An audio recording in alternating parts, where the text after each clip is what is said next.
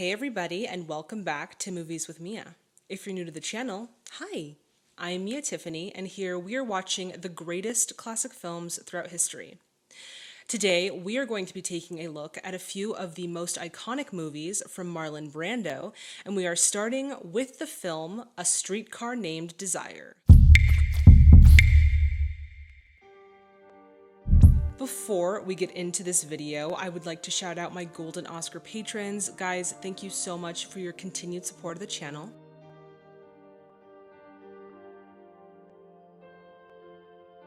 And if you're interested in exclusive MWM content, then please check out that Patreon link, which is in the description box below. And I do want to take a moment to tell you guys, I have several full lengths that I still need to get out. Thank you so much for being patient with me. Also, I've had a few of my full lengths be deleted by Google. I don't know how that happened, and I can't seem to find them. I thought I had all of them, but unfortunately I do not. So I'm gonna try and keep looking to see if I can find them. If not, then they're unfortunately just lost. I don't know what to do. It's quite devastating because that's like all of my hard work gone. Thank you, Google. Whatever, it's not like it hurts me painfully.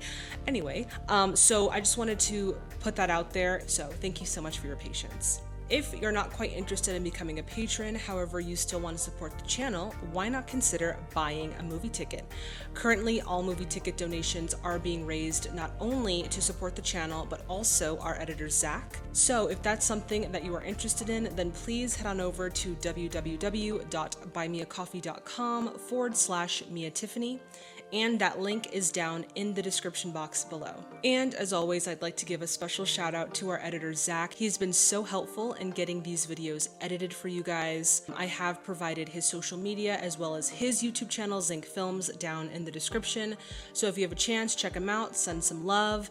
Thank you so much, Zach. A Streetcar Named Desire was released in 1951, directed by Elia Kazan, starring Vivien Leigh and Marlon Brando, with other notable performances by Kim Hunter, Carl Malden, Rudy Bond, Nick Dennis, and Peg Hillius. Alright guys, at this point we are going to get into some historical background. For those of you who want to jump right onto the film reaction, go for it. But for those of you who want to stay, we're going to get right into it. A Streetcar Named Desire was originally a play written for the stage by Thomas Tennessee Williams in 1947. Tennessee Williams had had a turbulent childhood and used a lot of his experiences as a vehicle for his art. In 1945, Tennessee found commercial success with his widely critically acclaimed play, The Glass Menagerie. Sometime after, Tennessee had seen a picture depicting a woman who had been bathed in moonlight and unfortunately was jilted the night before her wedding. This picture and its melancholy premise stood as the basis for his next play, A Streetcar Named Desire.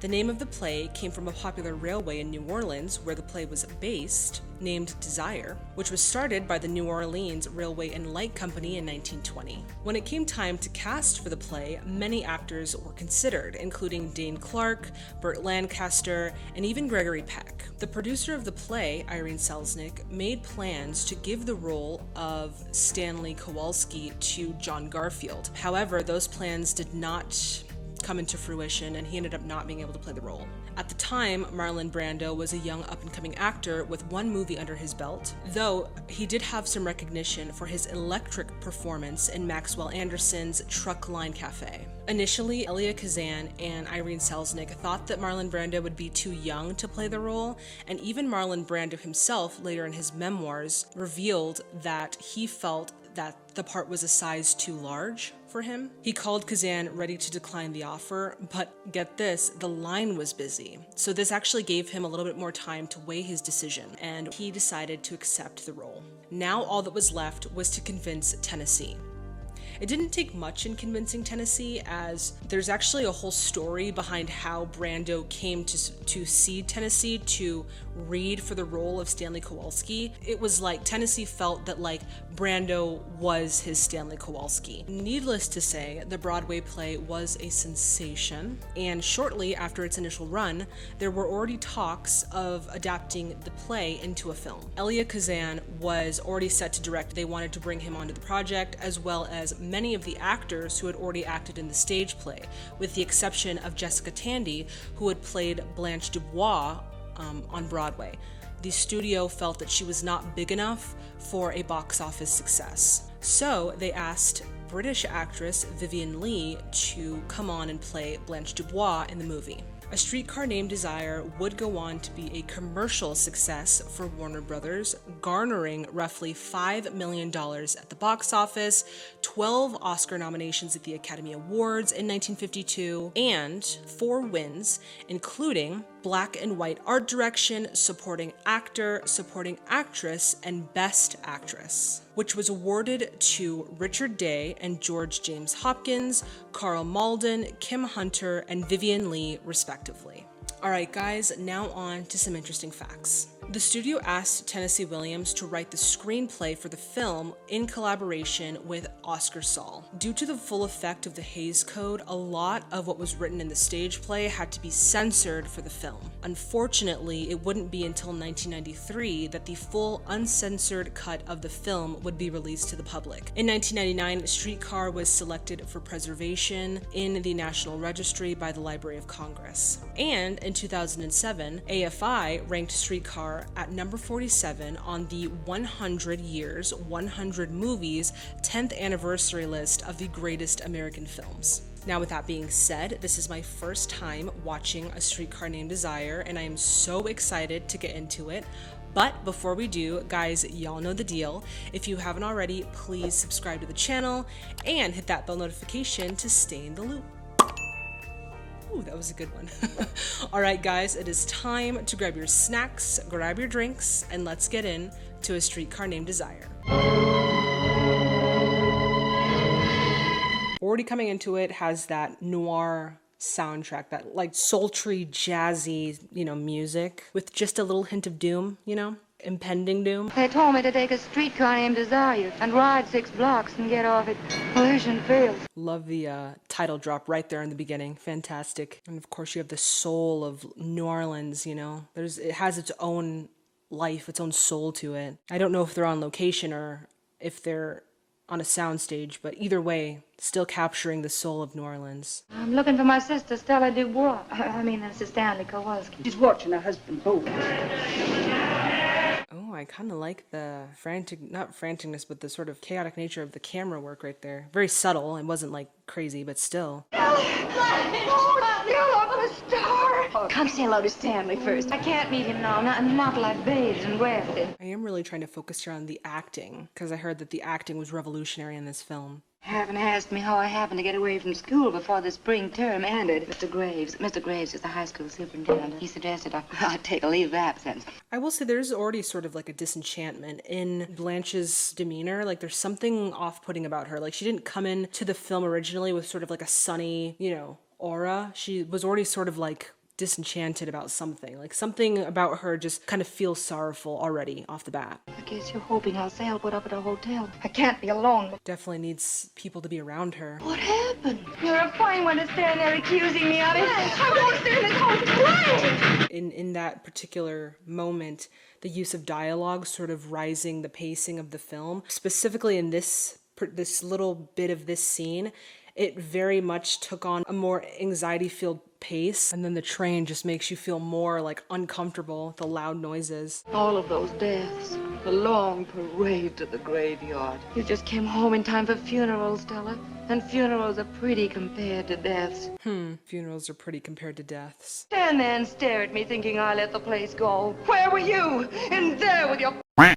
Definitely a very complicated relationship within their family and even between them. Oh my God, there he is. He's like, who are you? You must be Stanley. I'm Blanche.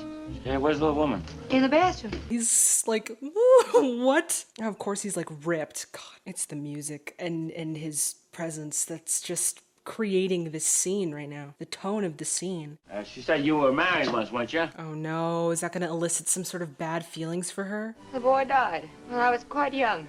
I feel like this mixture of Stanley's sort of aura, okay, because something is staving off of him that just feels wrong in all the right ways, if you catch my drift. Something feels weird about him. And that coupled with like her sort of mental instability is just a recipe for disaster. I can already see that coming into some sort of fruition. Like something bad is about to transpire. That's what it feels like. Honey, look, when she comes in, be sure and say something nice about her appearance. Something that I also notice is they're really using the space. There's a lot of movement in this small space. Like they're using all of it. How much it cost for a string of furs like that? Why, these were tribute from an admirer of mine. Well, how about cutting a Reebok? Oh my God, the explosion of emotion. Where did that come from? In the state of Louisiana, we got here what's known as the Napoleonic Code. That what belongs to the wife belongs to the husband and vice versa. A man has got to take an interest in his wife's affairs, especially now that she's going to have a baby. Stella's pregnant? Maybe he's what we need to mix with our blood now that we've lost Belle Reeve. Yeah, Blanche clearly is not doing okay. Like, and she's all over the place. Call it quits after one more hand. The finicky nature of him. Like at any moment he could explode and do something unpredictable. Good evening. Blanche, this is Harold Mitchell. How do you do, Mr. Waugh? I like the name Blanche. I know it's a little outdated, but I think there's something really pretty about it. Blanche. You're not. Mary? Oh, no. Oh, I'm an old maid school teacher. You're certainly not an old maid. He likes you. I love the lighting. The lighting is so pretty. I think it's just a product of classic films in general, but this has a noir feel to it. I have the misfortune of being an English instructor. I was gonna say English. I should have said it. There's a sort of like soft feminine sensuality that Vivien Leigh brings to Blanche Dubois. Not in like a sex kitten way, but just like something very subtle, you know? Stanley, what are you doing? No, baby! Oh my God, and now he's, oh my God. Drunk Bro, animal. it's just music. All over some jazz music? And isn't she pregnant? Like you just beat a pregnant woman. What the heck? Maybe you should just bat out of the liquor for a little while. Just take it easy, man. Hey, shut up! Go to bed. Joyce, I want my clothes out here! You shut up. She's like, I will pour the boiling water between the floorboards if you don't go home. Hey, stop! I know she wants to go to him. I can see it in her eyes. This makes me so unsettled. I'm so uncomfortable. Essentially crawls her way back to him, you know, even though she's descending from the stairs. Oh, she gets to just touch his back. I'm sorry, I love it. I'm here for it. It was almost like a dance. I wonder if it was choreographed. It seemed... Mr. Waugh? Is it Mitch? All quiet along the Potomac now? She went back in there with him. Why, sure she did. There's nothing to be scared of. They're crazy about each other. They're crazy about each other. Thank you for being so kind. Yeah, I feel like something bad's gonna happen to him. Stella, how could you come back in this place last night? I was sort of thrilled by it. Blanche, she was as good as a lamb when I came back. Okay, if she likes it, I guess. To each their own. In my opinion, you're married to a madman. Ooh, he does not like this, and I can tell. I told you I love it. Oh no, my God. He's like an animal. There's even something subhuman about him. Survivor of the Stone Age. Hi there, Blanche. Oh my God, he feels so wrong. Even in his smile, it feels off. Hey! Like, I've got your sister wrapped around my finger. Do you happen to know somebody named Shaw? I figured that he must have got you mixed up with some other party. Somebody that he met at a hotel called the Flamingo. What have people been telling you? That you've been frequenting the Flamingo Hotel. I'll go. I won't hang around till he... Yes, only watch how you pull it. What happened to her, man? Something happened in her past. I wonder if she engaged in, like, maybe prostitution at some point and was ashamed about it. Like, that's what that's kind of alluding to, but I'm having a hard time reading between the lines. Maybe some of you can help me in the comments. I'm afraid you haven't had much fun out of this evening, Blanche. I don't think I've ever tried so hard to be gay and made such a dismal mess of it. And I think she wants him for the wrong reasons. I talked to my mother about you, and she said, how old is Blanche? It's because he wants to marry you, Blanche. Why did your mother want to know my age? My mother is sick. You love her very much. You'll be lonely when she passes on, won't you? And the person I loved, I lost. I killed him. What? You killed him? Like, directly or indirectly? He stuck a revolver into his mouth Sometimes hurts. and fired. Oh my God. Unable to stop myself, I said, "You're weak. I've lost respect for you." Oh man. And you know what? I bet she was drawn to him because he had something traumatic happen in his life, and so he was fragile emotionally and mentally before they had gotten married. And then her saying that just compacted all of his fears, all of his insecurities, and it just was brought to a head, and that's probably why he did that. And she's blamed herself ever since. You need somebody, and I need somebody too. Sometimes things go hard so quickly. But I feel like she basically told him, like, I'm never gonna love as deeply or as much as I loved my first husband. Like, wouldn't that make you feel some type of way? I don't know. So she moved to a hotel called the Flamingo. It's a second-class hotel. They requested her to turn in her room key for permanently. This happened a couple of weeks before she showed here. Impressed with her personal dealings? She was kicked out before the spring term, and a 17-year-old kid she got mixed up with, and the boy's dad got in touch with a high school superintendent. Oh my God. So she had some dealings with a minor and got kicked out of school. You got company expected? Yes, Mitch. He's a buddy of mine. That year had I told him. The rest of my life I knew all that stuff and let my best friend get caught. Maybe she's conflating what happened with her young husband and also like wanting to like project that onto like younger boys, and that's maybe why she's like interested in them. Then there's something mental going on that might need to be checked. Tell us a joke. I didn't think you liked my stories, Blanche. Face and your fingers are disgustingly greasy. Don't do it. Oh, I knew he was gonna do something crazy. Those kind of words have been on your tongue, and your sister's tongue is too much around here. And I'm the king around here. Oh my God, he's literally so terrifying. Like you're walking on eggshells with him. You healthy without a nerve in your body. I am not a people from Poland are Poles. They are not. How could you be in a scene with him? I would be like what all you can do is react. I got a little birthday remembrance for you. That's a ticket back to Oriel on the bus, Tuesday. Oh my God, I don't know how she lives in that house. And how do they still have clothes to spare? They're ripping all of their clothes. What's the matter with you? Honey, what's the matter with you? This is what's terrifying, is the anger and then the softness. It's like, bro, pick one. Be to the hospital. Oh, someone's wrong with the baby. She reminds me of the actress from The Green Mile, the sick wife of the warden. Who is it? Oh, he sounds angry. I imagine what this experience would be like if this movie was in color. What tone would it give? I was fool enough to believe you were straight. Didn't you stay in a hotel called the Flamingo? I have had many meetings with strangers. Oh. It was all I seemed able to fill my empty heart with. Even at last in a 17-year-old boy. Okay, so clearly there was trauma in her childhood, right? Like, clearly. Wow. Talk about trauma, bro. If a generation ever needed therapy, man. And look, now he's kissing her. What? Marry me, Mitch. You're not clean enough to bring in the house, but not me. Get out of here! Quick before I start screaming! Was he gonna try and, like, abuse her right then and there? Who's my sister? She's doing okay. Oh, because of the baby. Well, the baby won't come till tomorrow, so they told me to go home and get a little shut-eye. Yeah, she's you and me, Blanche. You and me, Blanche? Ooh, he just feels so uncomfortable. I received a telegram from an old admirer of mine. An invitation. A cruise to the Caribbean. Well, what do you know? Just when I thought my luck was beginning to fail me. Hey, what do you say, Blanche? You want to bury the hatchet and make a loving cup? No, thank you. No, thank you. Well, then why don't you get with What are you it? doing in here? It's like, why are you getting close to me? Please move away. This millionaire isn't going to interfere with your privacy none. What he wants is my companionship. Physical beauty is passing. Increase with the years. Oh my God, this is like a battle of the actors in this scene. The battle of the personalities, more like. There wasn't no wire at all. And there isn't a thing but imagination and lies and deceit. Okay, this, like, leave her alone. Ha ha ha! He's just throwing her around. Girl, I would get the hell out of that house. Bro, that is so eerie. I don't think that that's a real person. The mystery of the unraveling of her mind and how they depict it is so core-shakingly terrifying, in my opinion. Somehow. You think I'm going to interfere with you? Well, maybe you wouldn't be bad to interfere with. No. That's, don't come to that conclusion. What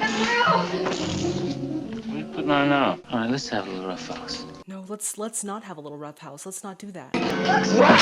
Oh my God. Innocent, sweet baby. In this rat race, you gotta believe you're lucky. Sitting there making pigs of yourselves. Oh God, I think he did something to her. How is she? She wouldn't eat anything. She's got it all mixed up in her mind about a cruise to the islands. She don't know that done the right thing. I think something must have happened and she tried to confide in her sister, but her sister didn't believe her because if her sister believed her, then she would also have to believe that her husband is a predator, but she'd still have to find a way to like, stay with him because now they have this baby. What's happened here? I want an explanation of what's happened. What are you two looking at me like that for? The cathedral chimes. There are those bells again, which I'm assuming has something to do with the death of Alan, her young husband. Tell him to wait outside. You mind waiting outside just a couple seconds? Those are the people that are to take her to like a hospital. Is it the gentleman I was expecting from Dallas? Yes. I mean, at least they're trying to be delicate, but I feel like, what did they know in the 40s or early 50s? You are not the gentleman? Forget something, Blanche? Hello, Blanche. She says she forgot something. You want to take with you? You want the lantern?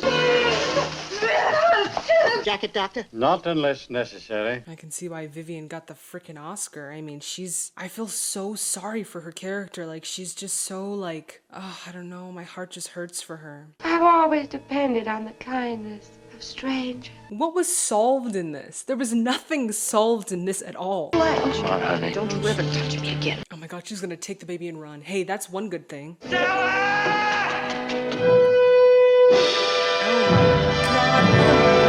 I honestly don't even know how to feel. That was such an emotional roller coaster, and the emotions were so all over the place. I feel like it almost made the audience feel like we were unraveling with them. Every single one of the characters had some issue with them, like something that needed to be worked out, maybe in a therapy session or something, because it was just, yeah, it was insane having to go through all of that. It was just an emotional roller coaster. And then brought on by, first of all, Marlon Brando and his erratic nature. It was very all over the place. Even the actors, like in the scene, were like walking on eggshells. And that's how I felt watching that. Like, at what point is he gonna like explode again? And then he did this weird thing where he like exploded with anger and rage and then brought it all in really quick and then changed, like kind and love bombing, and like it was just so uncomfortable and so good. Like, it was so different. Clearly his acting was on a completely new scale, especially for audiences and critics watching. Like, I can't even imagine someone else being in the role of Stanley Kowalski. Like, it just wouldn't even feel right. I know I mentioned earlier about how he was old, like younger. He was too young. The role felt like it should have been played by an older person, which it did feel that way. But at the same time, his youth brought a different perspective to Stanley, and it made him that much more sinister, in my opinion. He felt really cold and scary. And then that scene with him and Blanche, where he just had this really twisted smile on his face. Oh my God, it was so unsettling. But clearly revolutionary. And then Vivien Leigh, I feel like her descent as Blanche into just madness it made me want to reach through the screen and just hold her. But at the same time, they didn't make her innocent. She's had some mistakes, she's messed up. So there is a part of you that's like you feel for her, but at the same time, you know that she's not completely innocent. And I think that was done intentionally. And I think that Vivien Leigh really played Blanche with so much care for the character. She really, really had to have empathized deeply with Blanche's character, because Blanche is so fragile. And then you take that, and then you take the erratic nature of Stanley Kowalski, and it's just like, when is Blanche gonna break? Because Stanley likes to break things, and he's breaking her on top of already all of her emotional distresses in her life. But then, yeah, the rest of the characters, none of them, there was nobody in that had any sort of like, what's the word I'm looking for? Redemption? Like, Mitch was really nice, but you saw how he turned so quickly on her after hearing her stories and knowing like who she was. So there was really no room for like happiness and light to really sprawl through that film. It was all just despair and sorrow. And it made you feel for every one of these characters. I mean, I guess we did have some sort of silver lining at the end where Stella decides to leave Stanley on some capacity, whether it be go to the upstairs neighbor's house.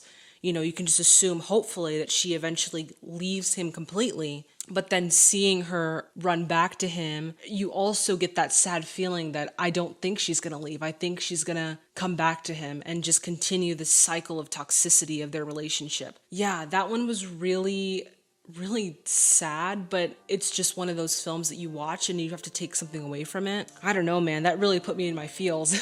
And it was really helped on by the freaking acting. It was different. But nonetheless, thank you guys for choosing this film, and thank you guys so much for watching it with me. Alright everyone, that does it for this video. As always, if you liked it as much as I did, please give it a thumbs up. Also, if you would like to become an official MWMer, then please hit that subscribe button and that bell notification to stay in the loop. If you would like to see this film's full reaction, you will find it on my Patreon. Patreon is also where I hold my bi-weekly MWM live watch parties, where we come together and we watch one classic film live via Zoom. If that sounds of any interest to you, then please check out that Patreon link, which is in the description box below. In the next video, we will be continuing our deep dive of Marlon Brando's most iconic films by watching the film On the Waterfront. I am so excited to watch On the Waterfront. If you have not seen the film, please watch it before watching the reaction so you get the full picture. Then come back and watch the reaction. If you need to find out where to buy it or where to see it, I have provided a link down in the description of where I bought my physical copy, as well as where you can stream it online. If you have a recommendation for any classic Hollywood films, or you need to reach out to me, you can do so on social media, on Facebook and Twitter at Movies with Mia, and on Instagram and TikTok at movieswithmia_. And Twitter is now called X. I forgot, forgive me. If social media is not your jam, fear not. I do have an email. My email is miawilliams642@gmail.com. And while you're online, why not check out my LetterBoxd account? There is where I have a documentation of every movie we have seen on the channel. So if you want to know what we've already seen, check out my LetterBoxd. It is under the handle at @MammaMiaTiffany. And yeah, that is pretty much all I have for you guys today. If you've stuck around to the end, thank you so much for watching. I really appreciate you. And I really hope that you stay safe and healthy out there. And I'll see you, boo, in the next video. Bye, everyone. Oh, what if I do that? Would that make it look a little bit more like... No. I like it just a little bit off the shoulder. People in the comments are gonna be like, oh my god, she's not wearing a shirt. I am. It's just off the shoulder. You see? I'm wearing a shirt, I promise. In 1940... That's a car alarm. Okay, there's a car alarm going off. I don't know why. Hopefully it's not my car. I don't think so. Hopefully they will resolve that soon. Okay, in 1945, Tennessee had found commercial success with his wildly critically acclaimed stage play. Oh my god. I wanted to say film. Although I think The Glass Menagerie was turned into a film, or was it a book? I don't know. No, because it was a play. Why would it be a book? That doesn't make any sense.